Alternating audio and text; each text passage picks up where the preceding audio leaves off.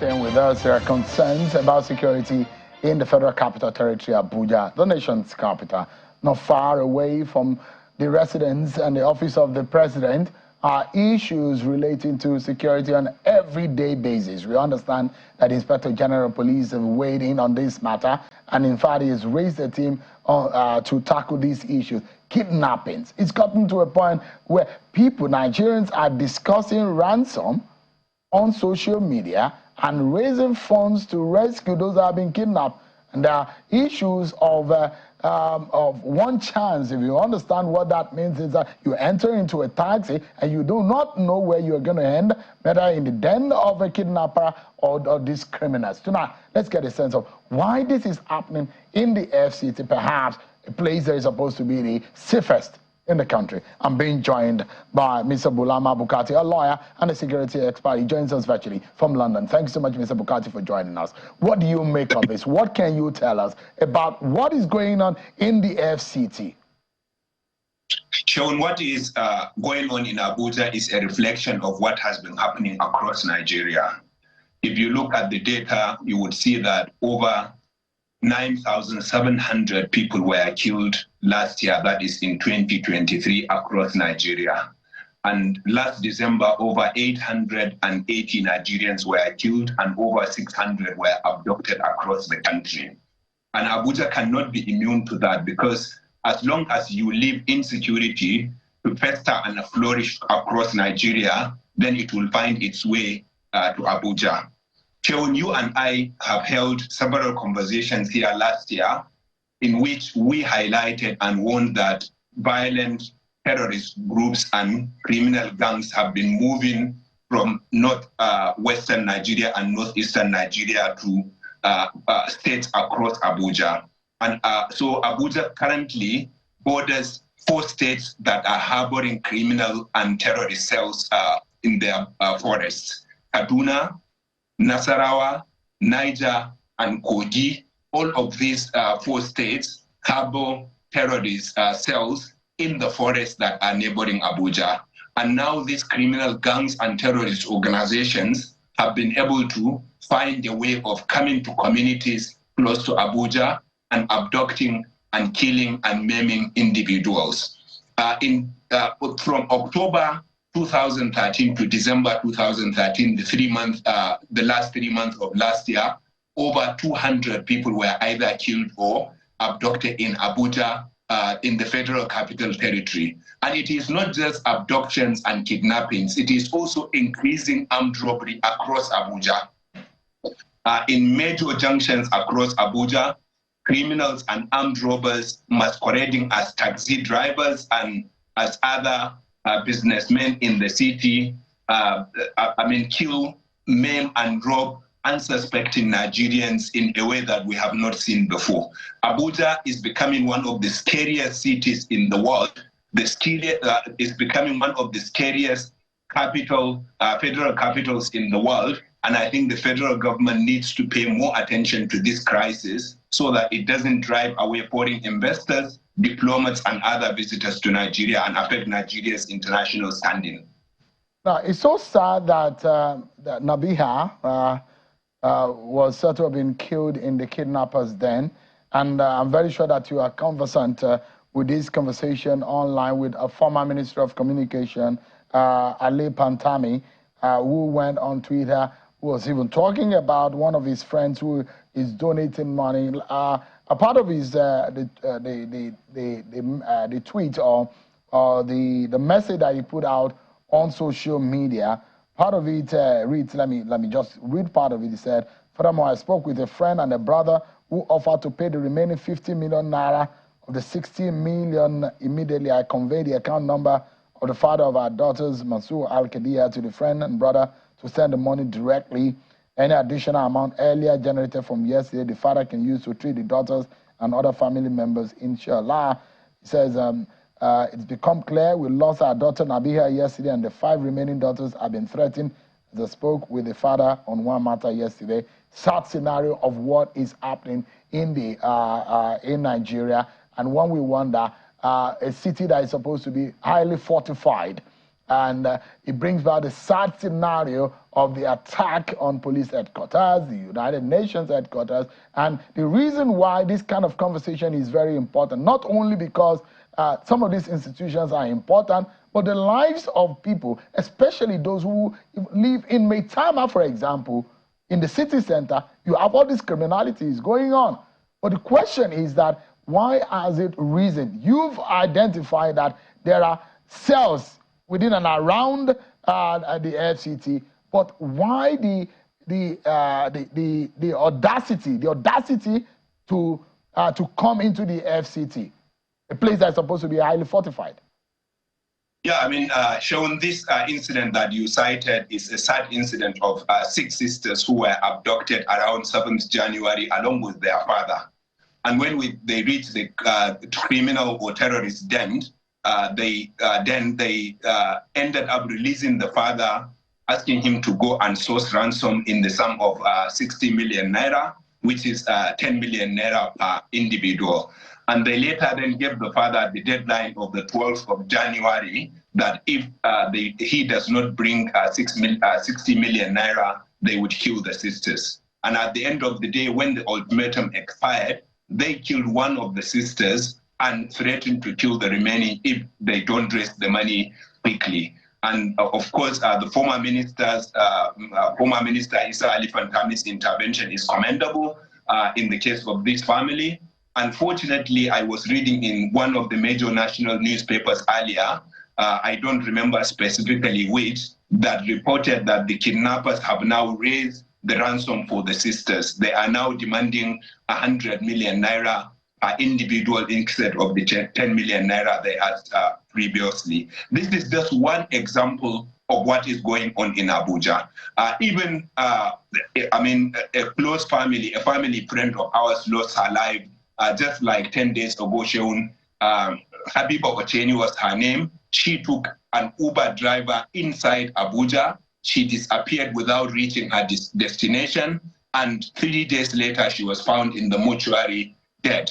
And she's another example. So there are many examples. And like you said, it is the criminal gangs that are surrounding Abuja, but there are other causes. The economic situation in the country is making more and more Nigerians desperately poor.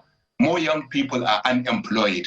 And when young people are unemployed, then they become candidates for criminality, candidates for being recruited into terrorist and criminal gangs. Secondly, showing criminality pays in Nigeria, unfortunately. We don't see individuals who have committed acts of terrorism or criminality, violent criminality, being arrested, investigated, and prosecuted, especially their leaders.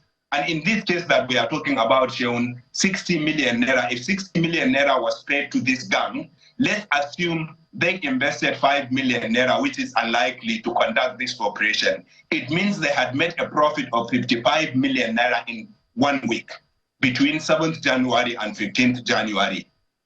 Showing which business in Nigeria makes 55 million in a week. So criminality pays, there are no consequences to crime, and it is clear that the government efforts, ongoing government efforts, security efforts, leave much to be desired.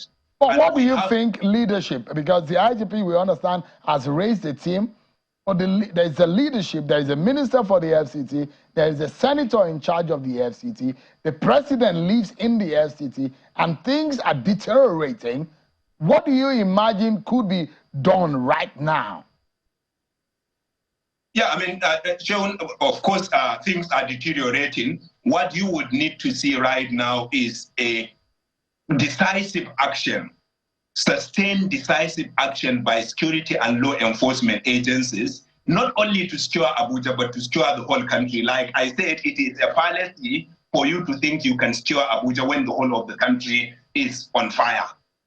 So the way to secure Abuja is to take the fight to the terrorists and criminal gangs inside the bush, inside the forest, not just in the north central and the northwestern parts of Nigeria where which border Abuja, but also to other parts of Nigeria. Because the more criminal gangs fester and flourish, the more money they get, the more experience they get, the more audacious they become and the more they launch deadly attacks. Now that we are seeing these reports in Abuja, the Minister of Steel Development, Sheon, just talked to you about foreign investment.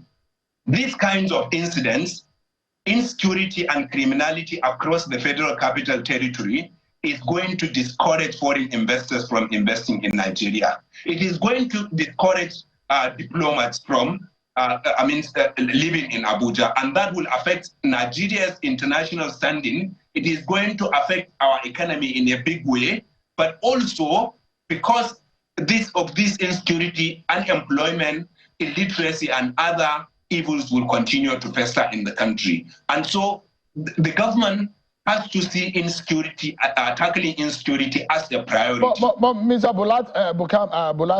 Bukati, I'm worried though. In the early months of President Tinubu in office, there seems to be some kind of dowsing in the activities, in these criminalities. But what could have, from towards the end of November and December, from what we saw from Beacon Consulting report of the year ending, it showed that there was a rise in the rate of criminality and violent activities in Nigeria. And the kind of stories and reports that we've gotten in the early days of this year, they're not looking good. So what suddenly happened? Yeah, insecurity has always ebbed and flowed in the country. So it is never one trajectory. It always goes up and down. And you are right that earlier in 2023, we saw a downward trajectory in insecurity. It could be part of the efforts taken by the new administration, but it could also be coincidence or a combination of both.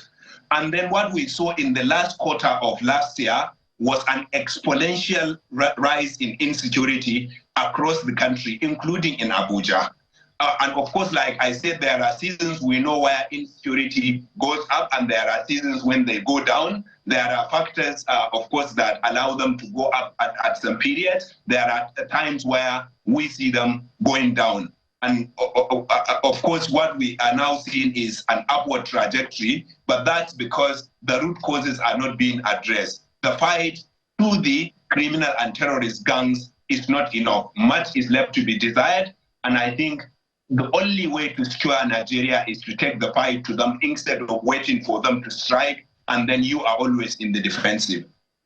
But we thought that we had it covered. We have the air prowess and the ground capacity to be able to root these people out. Is this a unified tendency that we're seeing, this banditry, or they are just cells and different elements that are operating for criminality? Do they have an ideology, just like we saw in the Northeast region? Who are these bandits? Do they have names, or they just have a scattered? They are not. Are they organized in any way? So, Sean, unfortunately, insecurity has become a hydra-headed monster that is consuming thousands of lives every year in Nigeria and destroying hundreds of thousands of livelihoods per year. And like you said, there are different groups operating in different countries, in different parts of Nigeria, but there are parts where you have more than one group. As for the Boko Haram crisis, thankfully, we have seen a decrease in the number of fatalities in the Northeast, especially in the last few months. But unfortunately, things are now also getting worse there. In the Northwest and the North Central, most of the criminal actors are bandit terrorists. And these bandit terrorists are estimated to be around 30,000 people divided into about 100 groups. So you would say it's like 100 small groups with around 300 members each of them.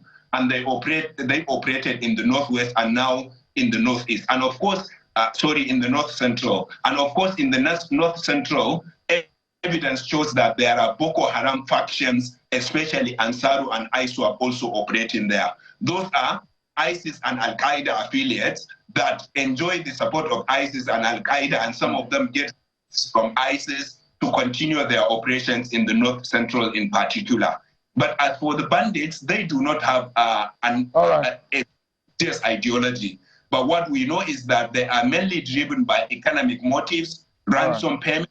But unfortunately, we have seen a change in their mode of operation. They are now killing more people than they are abducting. For example, last December, they abducted 600 people, over 600 people, but killed over 800. So they are killing more people than they are abducting, and there could be other factors driving now. So sad, and thank you so much for the perspective. Another sad scenario is the fact that kidnapping has returned to the Abuja-Kaduna Expressway, and this, we thought that, that ended at some point, but it's sad that that has returned. The IG said he's returning a very highly equipped team on that expressway, but then we hope that the authorities will do something and do it fast, because what happens is that where your biggest or your strongest link is being vulnerable, it tells a story of the vulnerability of the entire piece. So that's the story of the security situation in Nigeria. But thank you so much. Bulama Bukati is a research fellow with the Tony Blair Foundation Institute in London. Thank you so much indeed for your time tonight. Thank you, John. Of course, I did not represent the Tony Blair Institute on this interview. I did it as a Nigerian and as an expert who follows these activities on a daily basis. Thank you so much indeed. I appreciate it.